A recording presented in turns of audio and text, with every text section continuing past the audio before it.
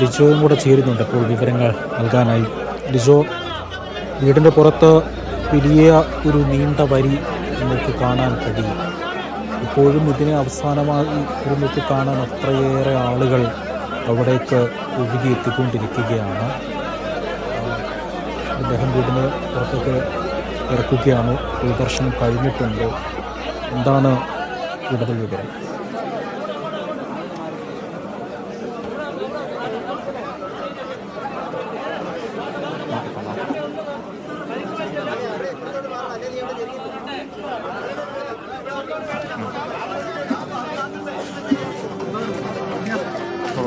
ആയിരം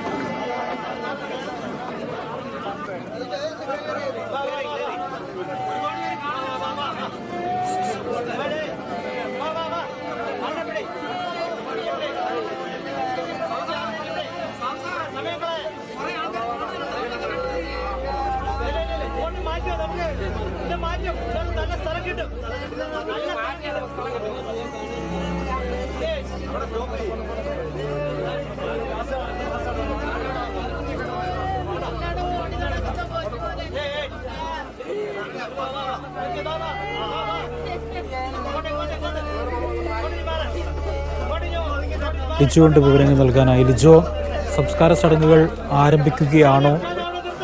ഇപ്പോഴും ഒരുപാട് ആളുകൾ ഇവിടേക്ക് ഒഴുകിയെത്തുന്നത് നമുക്ക് കാണാൻ കഴിയും. എന്താണ് വിവരം?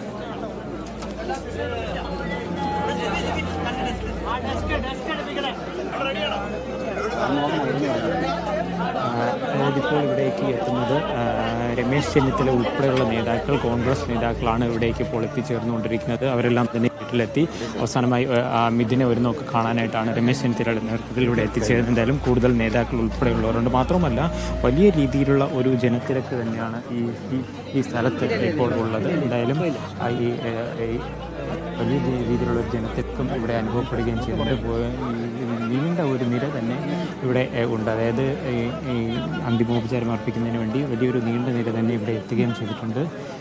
ഇവരെല്ലാം, അതായത് KC വേണുഗോപാൽ കുറച്ച് മുൻപ് എത്തിയിട്ടുണ്ടായിരുന്നു. മാത്രമല്ല ഈ നാട്ടുകാരൊക്കെ ആയിട്ടുള്ള നിരവധി ആളുകളാണ് ഇവിടേക്ക് ഇപ്പോൾ എത്തി ഈ അന്തിമോപചാരം അർപ്പിച്ചുകൊണ്ടിരിക്കുന്നത്. അതായത് ഈ കുടുംബവുമായി അടുത്ത ബന്ധമുള്ളവർ, അങ്ങനെയുള്ള ആളുകളൊക്കെ കൂടുതൽ ആളുകൾ ഇവിടേക്ക് ഇപ്പോൾ വരുവരുവേ എത്തിക്കൊണ്ടിരിക്കുന്നു.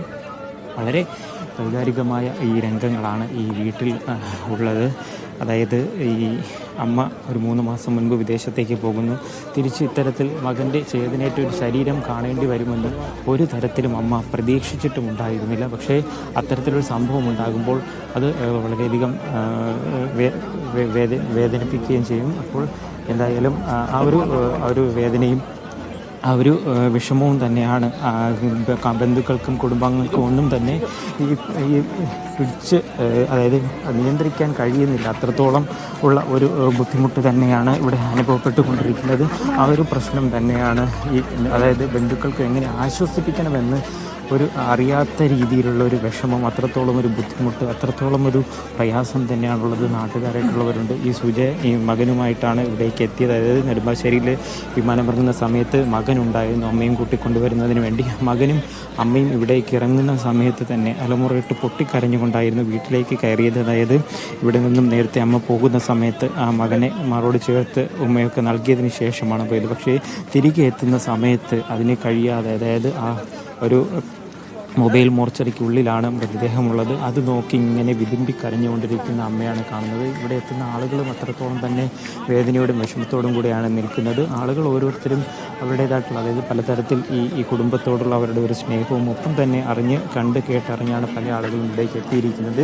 ഇവിടെയും വലിയ രീതിയിൽ നേരത്തെ ഇത്രത്തോളം ഒരു തിരക്ക് ഇവിടെ ഉണ്ടാകും എന്നുള്ളൊരു പ്രതീക്ഷ ഉണ്ടായിരുന്നില്ല. അതുകൊണ്ട് തന്നെയാണ് സ്കൂളിൽ വളരെയധികം സമയം പൊതുദർശനത്തിന് വയ്ക്കുകയൊക്കെ ചെയ്തിരുന്നത്. എന്നാൽ ആ സ്കൂളിൽ ഉണ്ടായിരുന്നതിനേക്കാൾ വലിയൊരു തിരക്ക്, വലിയ നീണ്ടൊരു നിര തന്നെയാണ് വീട്ടിലും ഇപ്പോൾ ഇതിൻ്റെ മൃതദേഹം അവസാനമായി ഒരു നോക്ക് കാണുന്നതിന് വേണ്ടി എത്തിയിരിക്കുന്നത്. വളരെ പരിമിതമായ ഒരു സൗകര്യങ്ങൾ മാത്രമാണ് വീട്ടിൽ ഉള്ളതെങ്കിൽ പോലും അതിനെയൊന്നും വകവയ്ക്കാതെ ഇവിടെ ജനങ്ങൾ ഒഴുകിയെത്തിക്കൊണ്ടിരിക്കുകയാണ്. ഈ ദൃശ്യങ്ങൾ നമുക്ക് അത് തന്നെയാണ് കാണാനായിട്ട് കഴിയുന്നത്. ഈ ആളുകളെല്ലാം തന്നെ വളരെ ബന്ധപ്പെട്ട് വളരെ സമയം വരി നിന്നതിന് ശേഷം മാത്രമാണ് അദ്ദേഹത്തിന് അങ്ങ് ഈ ആളുകൾക്ക് ആ മൃതദേഹത്തിന് അടുത്തെത്താൻ കഴിയുന്നത്. ഒരു നോക്ക് വളരെ വേഗം ഇവിടുന്ന് മാറ്റുന്നത്. വീടിന് സമീപത്തായി തന്നെയാണ് ചിത ഉൾപ്പെടെ ഒരുക്കുകയും ചെയ്തിട്ടുള്ളത്. എന്തായാലും നേരത്തെ പറഞ്ഞതുപോലെ തന്നെ 4 മണി കഴിയുമ്പോൾ ഈ ചടങ്ങുകൾ ആരംഭിച്ച് 5 മണിയോടുകൂടി സംസ്കാര ചടങ്ങുകൾ പൂർത്തിയാക്കും. അത്തരത്തിൽ ഒരു ക്രമീകരണമാണ് നിലവിൽ ഒരുക്കിയിട്ടുള്ളത് എന്നുള്ളതാണ് വ്യക്തമാക്കുന്നത്. പക്ഷേ സമയം ഒരുപക്ഷെ ഇതുപോലെയാണ് ജനത്തിരക്ക് ഉണ്ടായിക്കൊണ്ടിരിക്കുക എന്നുള്ളതിൽ ഇനിയും വളരെയധികം സമയം നീണ്ടു പോകും എന്നുള്ളത് തന്നെയാണ് പ്രതീക്ഷിക്കുന്നത്. ആളുകളെല്ലാം തന്നെ വേറെ കാര്യം ഈ വീഥികളെന്നൊക്കെ പറയുന്നത് ഈ മിഥുൻ ഓടിക്കളിച്ച് സന്തോഷത്തോടുകൂടെ സഹോദരൻ്റെ കൈപിടിച്ച് മാതാവിൻ്റെയും പിതാവിൻ്റെയും ഒക്കെ കൈപിടിച്ച് ഓടി നടന്ന വഴികളാണ് ഇതെല്ലാം തന്നെ. പക്ഷേ ആ ഓടി നടന്ന വഴികളിലെല്ലാം തന്നെ ഇപ്പോൾ ആ മിഥുൻ ഇല്ല. മിഥുൻ്റെ ഒരു അസാന്നിധ്യം എന്ന് പറയുന്നത് തന്നെയാണ് ഈ കുടുംബത്തെ ഏറ്റവും അധികം വിഷമിപ്പിക്കുകയൊക്കെ ചെയ്യുന്നത്. പിതാവ് വളരെ കഷ്ടപ്പെട്ട് അധ്വാനിച്ച് ഈ കുടുംബം നോക്കുന്ന വളരെ പ്രതീക്ഷയോടെ വളരെ സ്വപ്നങ്ങളുമായിട്ടാണ് മിഥുനെയും സഹോദരനെയും ഒക്കെ ആ കുടുംബം വളർത്തിക്കൊണ്ടുവരുന്നത്. അങ്ങനെ ഇരിക്കുന്ന സമയത്താണ് അപ്രതീക്ഷിതമായി യാതൊരു തരത്തിലുള്ള പ്രതീക്ഷയുമില്ലാതെ വ്യാഴാഴ്ച രാവിലെ സന്തോഷത്തോടുകൂടെ ഈ മകനെ സ്കൂളിലേക്ക് അയക്കുന്നു.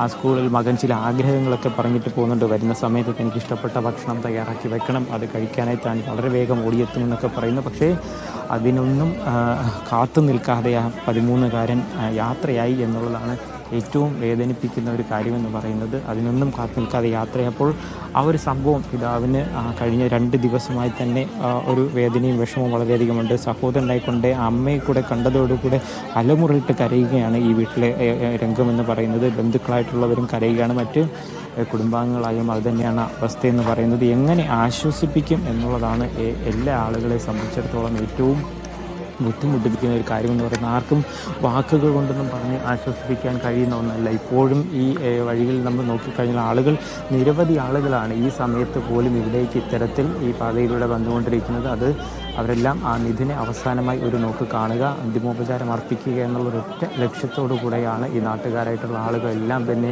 ഇവിടേക്ക് എത്തിക്കൊണ്ടിരിക്കുന്നത്. ഈ കൂടുതൽ ആളുകൾ ഈ വരി നിറഞ്ഞിങ്ങനെ വന്നുകൊണ്ടിരിക്കുകയാണ്. അതിനുള്ള പ്രത്യേക രീതിയിൽ പോലീസ് ഉൾപ്പെടെയുള്ളവർ സജ്ജീകരണങ്ങൾ ഒരുക്കുന്നുണ്ട്. ഇവിടെ സുരക്ഷ ഒരുക്കുന്നതിന് വേണ്ടി അത്തരത്തിലുള്ള ക്രമീകരണങ്ങളൊക്കെ ചെയ്യുകയും ചെയ്തിട്ടുണ്ട്. അങ്ങനെ വരികയാണെങ്കിൽ എപ്പോൾ ഈ സംസ്കാര ചടങ്ങുകൾ പൂർത്തിയാക്കാൻ കഴിയും എന്നുള്ള ഒരു സംശയമുണ്ട്. എന്തായാലും നിലവിൽ 5 മണിക്ക് തന്നെ സംസ്കാരം നടത്തുമെന്നുള്ള രീതിയിലാണ് കാര്യങ്ങൾ പോകുന്നത്. ഈ മറ്റ് മഴയൊക്കെ ചെറിയ രീതിയിൽ ഉണ്ടായിരുന്നെങ്കിൽ പോലും ഇപ്പോൾ അതൊക്കെ മാറി നിൽക്കുകയും ചെയ്യുന്നുണ്ട്. അപ്പോൾ ഈ കാലാവസ്ഥ അനുകൂലമായി കൂടെ നിൽക്കുന്ന ഒരു സന്ദർഭം നോക്കി ചടങ്ങുകൾ പൂർത്തിയാക്കണം എന്നുള്ളൊരു തീരുമാനത്തിൽ തന്നെയാണ് ബന്ധുക്കളൊക്കെയും തന്നെ ഉള്ളത്. ഇതിനെ സംബന്ധിച്ചിടത്തോളം 2 മാസങ്ങൾക്ക് മുൻപാണ് ഈ തേവലക്കര സ്കൂളിലേക്ക് പ്രവേശനം നേടുകയും ചെയ്തത്. സന്തോഷത്തോടെ, അതായത് ഈ വ്യാഴാഴ്ച ദിവസം രാവിലെ പോലും പിതാവാണ് മകനെ ആ സ്കൂളിലേക്ക് എത്തിച്ചത് എന്നുള്ളതാണ് നമുക്ക് മനസ്സിലാക്കാൻ കഴിയുന്നത്. അവിടെ എത്തിച്ച് സന്തോഷത്തോടെ യാത്രയൊക്കെ പറഞ്ഞ് മടങ്ങിപ്പോകുന്നു. പക്ഷേ ആ പിതാവോ അല്ലെങ്കിൽ തന്നെ ആ വീട്ടിൽ നിന്ന് യാത്രയാക്കിയ ബന്ധുക്കളോ സഹോദരനോ ഒന്നും ആരും തന്നെ ഒരു കാരണവശാലും അറിഞ്ഞിരുന്നില്ല. ഈ യാത്ര പറയുന്നത് ഒരു അവസാന യാത്രയാകുമെന്നുള്ളത് ഇവരാരും അറിഞ്ഞില്ല. അതുതന്നെയാണ് അവരെല്ലാവരും തന്നെ ഏറ്റവും അധികം വേദനിപ്പിക്കുകയും വിഷമിപ്പിക്കുകയും ഒക്കെ ചെയ്യുന്ന ഒരു കാര്യമെന്ന് പറയുന്നത്. പിതാവ് എന്നോട് വളരെയധികം ആഗ്രഹങ്ങൾ പറഞ്ഞു. ഒപ്പം തന്നെ ഈ സ്കൂളിലേക്ക് പോകുമ്പോഴും ഇതിനെ സംബന്ധിച്ചിടത്തോളം വലിയ വലിയ ലക്ഷ്യങ്ങളും വലിയ വലിയ സ്വപ്നങ്ങളും ഒക്കെ തന്നെ ഉണ്ടായിരുന്നു. ആ സ്വപ്നങ്ങളുടെ അടുത്തേക്കൊന്നും എത്താൻ കഴിയാതെ ആ സ്വപ്നങ്ങളുടെയൊക്കെ വളരെ ദൂരെ നിന്ന് തന്നെ ആ ചിറകറ്റ് വീണു പോകുന്ന ഒരവസ്ഥയിലാണ് ഇതിനുള്ളത്. അത് തന്നെയാണ് കുടുംബത്തെ സംബന്ധിച്ചിടത്തോളം ഏറ്റവും വേദനിപ്പിക്കുകയും വിഷമിപ്പിക്കുകയൊക്കെ ചെയ്യുന്ന ഒരു കാര്യവും. അജി